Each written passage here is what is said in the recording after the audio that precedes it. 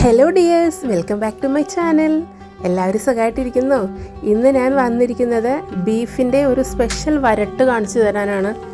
അതിനു മുമ്പായിട്ട് പുതുതായിട്ട് ആരെങ്കിലും കാണുന്നുണ്ടെങ്കിൽ വീഡിയോയിലേക്ക് സ്വാഗതം.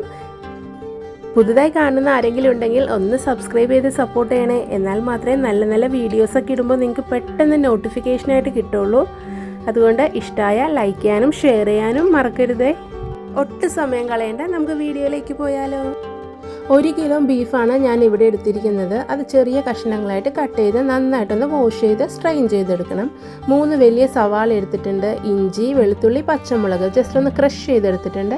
നല്ല പഴുത്ത 2 ടൊമാറ്റോ, പിന്നെ മല്ലിയില, പുതിന, 1 പിടി, 2 പാൻഡൻ ലീഫ്, ബിരിയാണി ഇലയും എടുത്തിട്ടുണ്ട്. നമ്മൾ എടുക്കുന്ന മസാലപ്പൊടികൾ മഞ്ഞൾപ്പൊടി എടുത്തിട്ടുണ്ട്, ഗരം മസാല, അതേപോലെ വലിയ ജീരകം പൊടിച്ചത്, പിന്നെ മുളക് പൊടിയും എടുത്തിട്ടുണ്ട്, ബ്ലാക്ക് പെപ്പർ, കുരുമുളക് പൊടിയും എടുത്തിട്ടുണ്ട്, പിന്നെ ഹോളായിട്ടുള്ള സിനമണും അതുപോലെ ക്ലോവ്സും എടുത്തിട്ടുണ്ട്. ഒരു 1/2 കപ്പ് തൈര് എടുത്തിട്ടുണ്ട്. നമുക്കത് സ്റ്റാർട്ട് ചെയ്താലോ.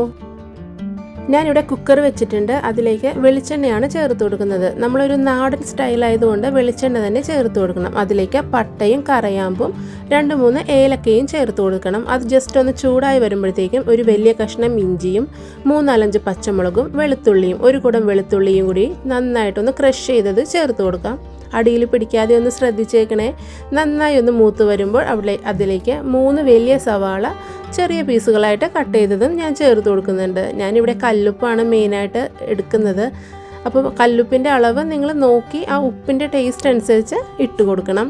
അത് നന്നായിട്ടൊന്ന് വാടിക്കിട്ടണം. അതിലേക്ക് നമ്മൾ ബിരിയാണി ഇല, നല്ലൊരു ഫ്ലേവറും നല്ലൊരു സ്മെല്ലൊക്കെ കിട്ടും. നമ്മൾ ബിരിയാണി വെച്ചില്ലെങ്കിൽ പോലും ഈ മസാലയിലേക്ക് ഈ ഒരു ലീഫ് ഇടുമ്പോഴത്തേക്കും ആ അടുക്കളയും വീടും മൊത്തം നല്ലൊരു സ്മെല്ലായിരിക്കും ബിരിയാണിയുടെ.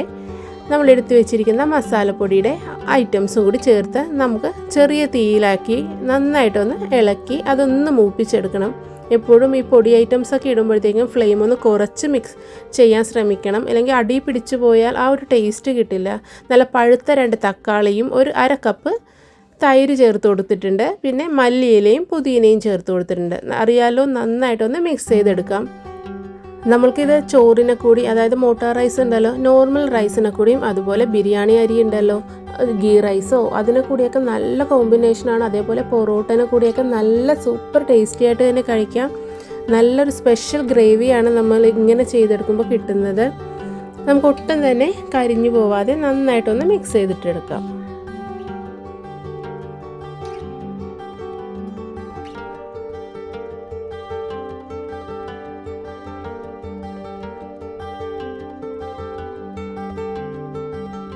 ഇതാ നോക്കി, മസാല എല്ലാം നന്നായിട്ട് കുക്കായി കിട്ടിയിട്ടുണ്ട്. ഇനി നമുക്ക് ചേർക്കേണ്ടത് നമ്മുടെ ബീഫാണ്.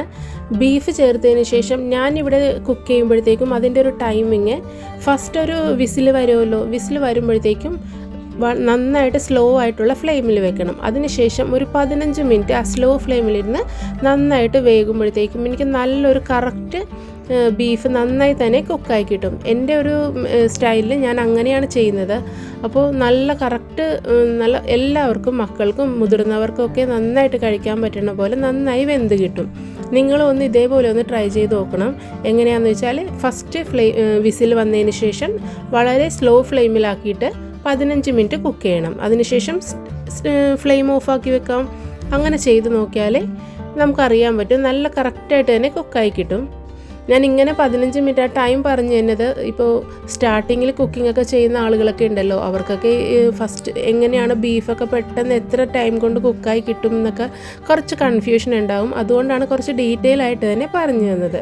അതാ നോക്കി, നന്നായിട്ട് ആ മസാലയൊക്കെ ഇടുന്ന ബീഫ് നന്നായി ഒന്ന് മിക്സായി വന്നിട്ടുണ്ട്. ഇനി നമുക്കൊന്ന് കുക്കാക്കിയിട്ട് വരാം. ഇപ്പോൾ ഒരു 15 മിനിറ്റ് കഴിഞ്ഞിതാ ഞാനൊന്ന് ഓൺ ചെയ്തപ്പോഴത്തേക്ക് നോക്കി നല്ല കറക്റ്റായിട്ട് തന്നെ കുക്കായി കിട്ടിയിട്ടുണ്ട്. ഞാനൊരു അല്പം പോലും വെള്ളമൊന്നും ചേർത്ത് കൊടുത്തിട്ടില്ല. എങ്കിൽ പോലും ഓട്ടോമാറ്റിക് ബീഫൊക്കെ കുക്കാകുമ്പോഴത്തേക്കും നന്നായിട്ട് അതിൽ നിന്ന് തന്നെ കുറച്ച് വെള്ളം വരും. അപ്പോൾ ആ ഒരു വെള്ളത്തിലേക്ക് തന്നെ കുക്കായി കിട്ടിക്കോളും. ഇതാ നോക്കി, കാണുമ്പോൾ തന്നെ അറിയാം നല്ല തിക്ക് ഗ്രേവി ആയിട്ട് തന്നെ കിട്ടിയിട്ടുണ്ട്. നല്ലൊരു ചപ്പാത്തി കിട്ടി ഇപ്പം തന്നെ പ്ലേറ്റ് കാലിയാകും, അത്രയും ടേസ്റ്റാണ്. എനിക്കിത് കണ്ടിട്ട് തന്നെ കൊതിയാവുന്നു. ഇതാ നോക്കി, നന്നായിട്ട് തന്നെ കുക്കായി കിട്ടിയിട്ടുണ്ട്. ആ എണ്ണയൊക്കെ തന്നെ തെളിഞ്ഞ് വന്ന കണ്ടില്ലേ. അപ്പോൾ നല്ല പാകത്തിന് മൂത്ത് കിട്ടിയിട്ടുണ്ടെന്ന് തന്നെ നമുക്ക് മനസ്സിലാക്കാം. എണ്ണ തെളിഞ്ഞ് വരുമ്പോഴാണ് ശരിക്കും ആ കുക്കിങ്ങിൻ്റെ പെർഫെക്റ്റ് ടൈമിങ് നമ്മൾ മനസ്സിലാക്കുന്നത്. നമുക്കൊരു സെർവിങ് ഡിഷിലേക്ക് മാറ്റിയെടുക്കാം. അങ്ങനെ വളരെ ടേസ്റ്റി ആയിട്ടുള്ള ഷിമി സ്പെഷ്യൽ ബീഫ് വരട്ടിയത് ഇവിടെ തയ്യാറായിട്ടുണ്ട്.